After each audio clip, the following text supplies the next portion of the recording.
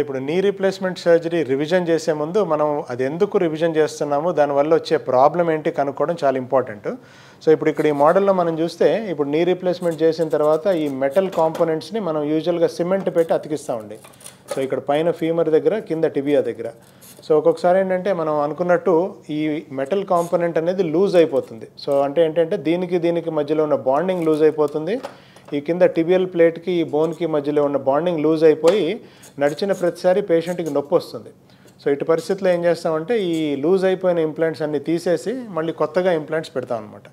So అది diagnose చేయడానికి, ఇప్పుడు ఇన్ఫెక్షన్ అనేది డయాగ్నోస్ చేయడానికి చీమును ఏదైతే వస్తుందో జాయింట్ నుంచి దాన్ని పరీక్షకు పంపిస్తాము.